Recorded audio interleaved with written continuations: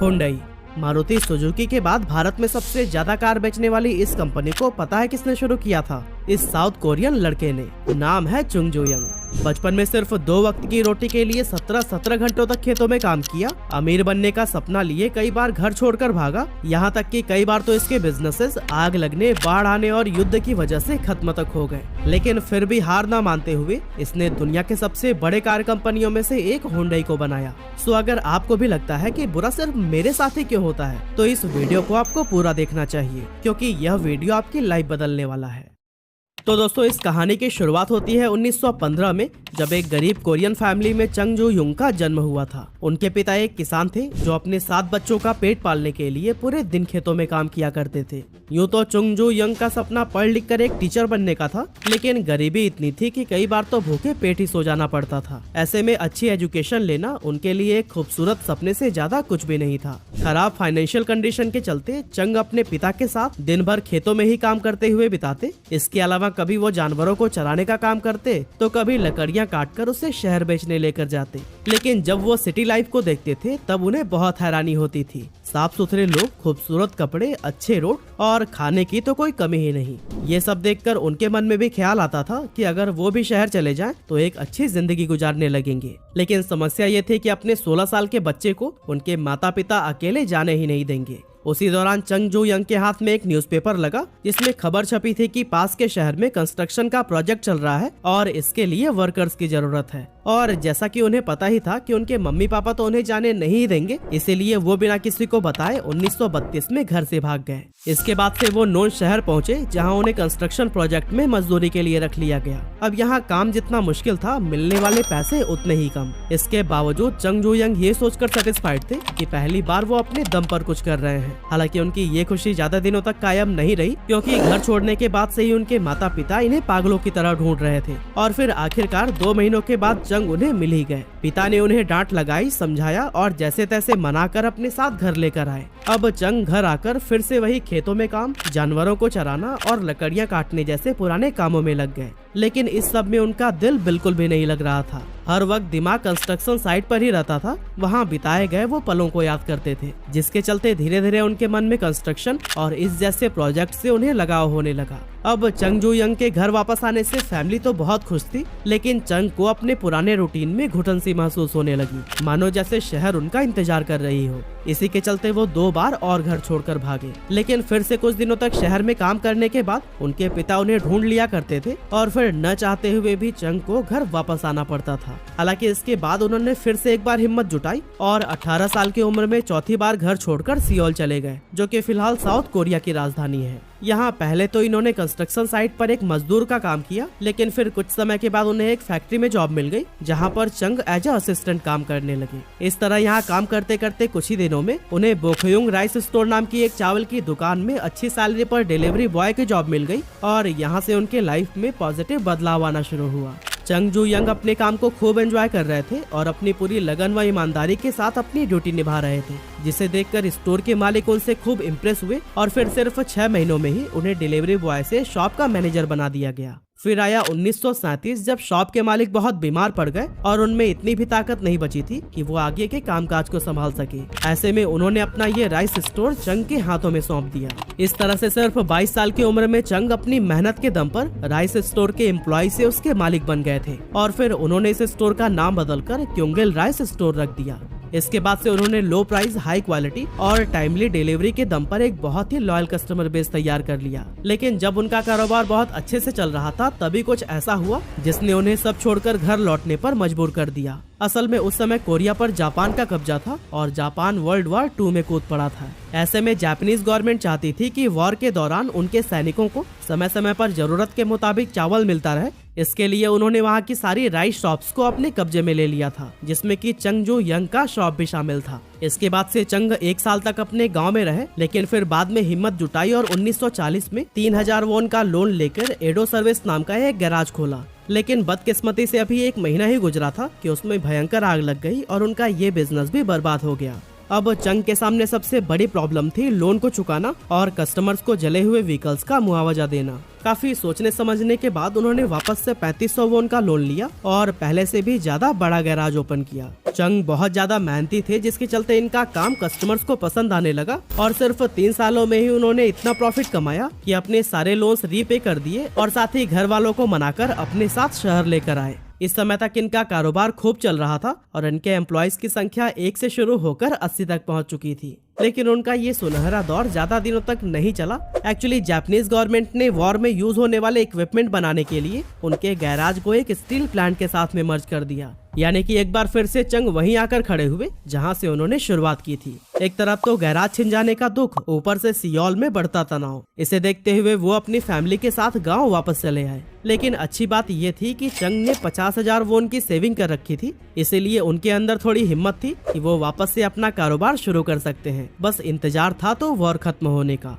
साल 1946 में second world war का अंत हुआ और कोरिया जापान के कब्जे से आजाद हो गया। इसी साल चंग ने सियोल में वापसी की और एक बार फिर से अपना गैराज स्टार्ट किया, जिसका नाम रखा गया हुंडई मोटर सर्विस।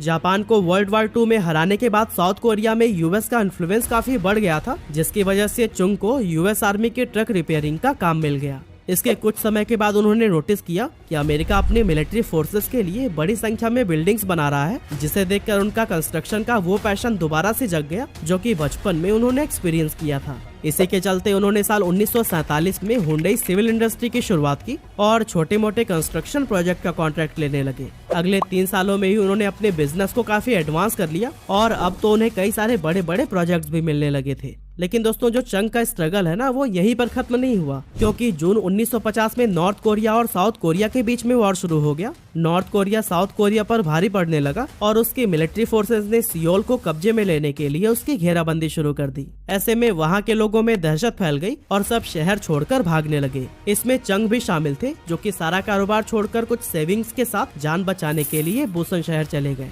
इस जंग में यूएस मिलिट्री फोर्स ने साउथ कोरिया का भरपूर साथ दिया और वॉर के दौरान ही चंग ने नोटिस किया कि मिलिट्री फोर्सेस को बड़ी संख्या में वेयर हाउस, आर्मी हेडक्वार्टर और टेंट की जरूरत है। यहाँ चंग को एक बड़ी अपॉर्चुनिटी नजर आई और वो एक छोटा सा ग्रुप बनाकर इन प्रोजेक्ट्स में भी काम करने लगे। चंग ने हर छोटे बड़े प्रोजेक्ट्स के लिए काम किया। कई सारे प्रोजेक्ट्स में तो उन्हें लॉस भी हुए, लेकिन इसके बावजूद उन्होंने समय पर काम पूरा करके यूएस ऑफिशियल्स का भरोसा जीत लिया। अब 1952 में जंग तो खत्म हो गई, लेकिन उस वक्त तक अमेरिकन से चंग की प्रोफेशनल रिलेशनशिप काफी स्ट्रांग हो चुकी थी, जिसके चलते उन्हें बाद में भी उनसे प्रोजेक्ट मिलते रहे। अब इस बार वॉर में साउथ कोरिया में बहुत तबाही फैली थी, इंफ्रास्ट्रक्चर की धज्जियां उड़ गई थी, जिसके बाद से गवर्नमेंट उसे दोबारा से रीबिल्ड करना चाहती थी। और दोस्तों, साउथ कोरिया के रीडेवलपमेंट में हुंडई सिविल इंडस्ट्री का बहुत मेजर रोल रहा और उन्हें कई सारे बड़े बड़े प्रोजेक्ट्स मिले, जिनमें कि कई सारे एक्सप्रेसवेज, कोरियन न्यूक्लियर प्लांट और डैम शामिल थे। इसके बाद से 1960s में कोरियन गवर्नमेंट एक ऐसी पॉलिसी लेकर आई जिसने कि हुंडई को कार रिपेयरिंग से एक कार मैन्युफैक्चरिंग कंपनी बनाने में बहुत मदद की। असल में गवर्नमेंट ने वहाँ की इकोनॉमी को मजबूत बनाने के लिए ये नियम बना दिया था कि कोई भी फॉरेन ऑटोमोटिव कंपनी तभी साउथ कोरिया में बिजनेस कर सकती है जब वो किसी लोकल कंपनी के साथ में टाई अप करे। इस रूल ने हुंडई के लिए एक नई अपॉर्चुनिटी ओपन कर दी और चंग ने इसको मिस न करते हुए 1967 में हुंडई मोटर कंपनी की शुरुआत की। इसके 1 साल बाद यानी 1968 में हुंडई ने फोर्ड के साथ पार्टनरशिप कर ली और उल्सान शहर में 6 महीने के अंदर एक बहुत बड़ा असेंबली प्लांट बनाकर तैयार कर दिया, जो कि आज भी दुनिया की सबसे बड़ी ऑटोमोबाइल प्लांट है। इसकी annual production capacity 1.6 million unit है और इसमें दुनिया के अलग अलग हिस्सों से आए 75,000 हाईली स्किल्ड एम्प्लॉयज काम किया करते हैं। खैर, फोर्ड के साथ ज्वाइंट वेंचर में हुंडई ने उसकी फेमस कार फोर्ड कॉर्टिना के तर्ज पर हुंडई कॉर्टिना को लॉन्च किया। लेकिन दोस्तों, फोर्ड क्योंकि एक अमेरिकन कंपनी है, जिसकी कॉर्टिना भी वहीं के सड़कों के लिए डिजाइन की गई थी। वहीं साउथ कोरिया की सड़कें वॉर में मिलने वाले गड्ढों से अभी पूरी तरह से उभर नहीं पाई थी। ऐसे में हुंडई कॉर्टिना कंपनी के लिए बहुत बड़ी फेलियर साबित हुई। कंपनी को इससे काफी नुकसान हुआ और लोग रिफंड की डिमांड करने लगे। लेकिन इससे पहले कि चंग इन सभी प्रॉब्लम से निपट पाते, 1969 में एक ऐसी भयानक बाढ़ आई जिसमें कि उल्सान का पूरा असेंबली प्लांट ही डूब गया। नई तैयार की गई कार्स में भी पानी भर गया और कंपनी को बंद करने तक की नौबत आ गई। लेकिन दोस्तों, चंग ने अपनी जिंदगी में इतना फेलियर देखा था कि अब मानो इन सब की उन्हें आदत सी हो गई थी। उन्होंने फिर से प्लांट को शुरू किया और हर तरह की प्रॉब्लम्स पर काम करके दोबारा से हुंडई कॉर्टिना को मार्केट में उतारा, जो कि इस बार काफी सक्सेसफुल हुई। हालांकि 1974 में एक और भी प्रॉब्लम थी जो कि चंग का इंतजार कर रही थी। असल में हुंडई का अपने नाम से कार को लॉन्च करना फोर्ड को बिल्कुल भी पसंद नहीं आ रहा था, क्योंकि साउथ कोरिया में फोर्ड को पहचान नहीं मिल पा रही थी। इसके चलते दोनों कंपनियों के बीच कॉन्फ्लिक्ट शुरू हो गया और 1974 में फोर्ड ने हुंडई के साथ कॉन्ट्रैक्ट को खत्म कर दिया। अब अचानक से फोर्ड का जाना हुंडई के लिए मानो सब कुछ बर्बाद कर देने वाला था, क्योंकि उस समय तक हुंडई के पास कार मैन्युफैक्चरिंग की टेक्नोलॉजी थी ही नहीं और इसके लिए वो अभी तक फोर्ड पर ही रिलाय करते थे। इस कॉन्ट्रैक्ट के खत्म हो जाने के बाद चंग बहुत ही डिस्परेटली किसी नए पार्टनर की तलाश करने लगे जो कि उनके साथ मैन्युफैक्चरिंग टेक्नोलॉजी को भी शेयर कर सके। इसके लिए उन्होंने उस समय के बड़े प्लेयर्स फॉक्सवैगन और जनरल मोटर्स के साथ डील करने का प्रपोजल रखा, लेकिन इन दोनों कंपनियों ने ही इसे ठुकरा दिया था। और फिर इसके बाद से चंग ने जापान की मित्सुबिशी मोटर्स के साथ भी डील करने की ट्राई की और ये डील फाइनल भी हो गई, जिसमें मित्सुबिशी मोटर्स ने अपनी कार मैन्युफैक्चरिंग टेक्नोलॉजी को हुंडई के साथ शेयर करने का एग्रीमेंट एक्सेप्ट कर लिया था। इसके बाद से हुंडई अपना पूरा फोकस खुद की कार डेवलप करने में लगाने लगा, जिसके लिए उसने ब्रिटिश लीलैंड के अंडर आने वाली कंपनी ऑस्टन मॉरिस के farmer managing director George Turnbull को हायर किया। और दोस्तों, जॉर्ज टर्नबुल ने भी अपनी लीडरशिप में इस प्रोजेक्ट के लिए 5 और भी इंजीनियर्स को हायर किया, जिसमें कि कार की जो बॉडी होती है उसके design expert Kathan Barnett, car engineer John Simpson और एडवर्ड चैपमैन, BRM यानी कि ब्रिटिश रेसिंग मोटर्स के former chassis engineer John Crosthwaite और chief development engineer Peter Stellar जैसे हाईली स्किल्ड प्रोफेशनल शामिल थे। अब दोस्तों, उसी दौरान साउथ कोरियन सरकार ने कार मैन्युफैक्चरिंग कंपनी से एक ऐसा व्हीकल बनाने के लिए कहा जो कि पूरी तरह से मेड इन कोरिया हो, साथ ही ये इतना अफोर्डेबल हो कि ज्यादा से ज्यादा लोग इसका इस्तेमाल कर सके। इसी को माइंड में रखते हुए कंपनी ने एक नया प्लांट सेटअप किया और हुंडई के इंजीनियर्स गवर्नमेंट की सारी बातों को ध्यान में रखकर कार मैन्युफैक्चरिंग करने लगे। फाइनली 1975 में हुंडई ने अपनी पहली सेल्फ मेड कार को लॉन्च किया, जिसका नाम रखा गया था पॉनी। ये अफोर्डेबल होने के साथ ही हाईली परफॉर्मेंस और बेहतरीन डिजाइन वाली कार थी। पॉनी साउथ कोरिया में इतनी सफल हुई कि कुछ ही समय में इसने वहाँ की कार मार्केट का 60% हिस्सा कैप्चर करके हुंडई को वहाँ की सबसे बड़ी कार कंपनी बना दिया। इस सफलता के बाद से चंग ने 3 लाख कार मैन्युफैक्चरिंग करने का फैसला लिया, जिसके बाद से हर कोई इसे एक बेवकूफी भरा डिसीजन कहने लगा, क्योंकि साउथ कोरिया की टोटल मार्केट डिमांड सिर्फ 30,000 कार्स की थी। ऐसे में 3 लाख कार्स का मैन्युफैक्चर करने का तो कोई मतलब ही नहीं बनता था। लेकिन दोस्तों, चंग तो यहाँ पर कुछ बड़ा ही सोच रहे थे, क्योंकि उन्होंने अपनी नई कार्स को साउथ कोरिया से निकालकर फॉरेन मार्केट में भी लॉन्च कर दिया। 1982 में हुंडई ब्रिटिश मार्केट में एंटर हुआ, जहां अपने पहले ही साल में उसने 2,993 कार्स बेच दी। फिर आगे चलकर 1984 में इसने कैनेडियन मार्केट में पॉनी 2 को लॉन्च किया, जो कि अपनी अफोर्डेबिलिटी के चलते खूब फेमस हुई और कंपनी वहां भी अपनी स्ट्रॉन्ग प्रेजेंस डेवलप करने में कामयाब हो गई। हालांकि हुंडई अब तक तो कई सारे देशों में अपनी पहचान बना चुका था, लेकिन अभी तक अमेरिका जैसी मेजर मार्केट में एंटर करना उसके लिए पॉसिबल नहीं हो पाया था। और दोस्तों, इसका मेन रीजन था एमिशन नॉर्म्स, जिस पर हुंडई की कार परफेक्टली फिट नहीं हो पा रही थी। कंपनी ने अमेरिकन मार्केट में एंटर करने के लिए एमिशन क्राइटेरिया के अकॉर्डिंग एक नई कार मैन्युफैक्चर की, जिसका नाम हुंडई एक्सेल रखा गया। उस दौरान हुंडई ने रियलाइज किया था कि यूएस के अंदर सेकेंड हैंड कार की मार्केट बहुत ही ज्यादा बड़ी है। ऐसे में कंपनी ने वहां इन्हीं कस्टमर्स को ही टारगेट किया और 1986 में सेकेंड हैंड कार के ही प्राइस पर हुंडई एक्सेल को 5 साल की वारंटी के साथ अमेरिकन मार्केट के अंदर लॉन्च कर दिया। अपनी इस स्ट्रैटेजी से कंपनी टारगेटेड कस्टमर्स को लुभाने में खूब कामयाब हुई और अपने पहले ही साल में इसने 1,70,000 कार्स बेचकर बाकी कार कंपनियों को हैरानी में डाल दिया। लेकिन दोस्तों, इस आंकड़े में अगले साल और भी ज्यादा उछाल देखने को मिला, क्योंकि 1987 में हुंडई की वहां पर 2,60,000 कार सेल हुई थी, जिसके चलते इन दोनों सालों में एक्सेल अमेरिका की टॉप सेलिंग कार रही थी। अब दोस्तों, एक्सेल कार ने हुंडई को उसकी प्रेजेंस स्ट्रॉन्ग बनाने और ग्लोबल लेवल पर एक मेजर कार कंपनी के रूप में पहचान दिलाने में हेल्प तो की, लेकिन कार की अफोर्डेबिलिटी और कुछ टेक्निकल इश्यूज की वजह से कुछ समय बाद इसे एक चीप कोरियन ब्रांड कहा जाने लगा।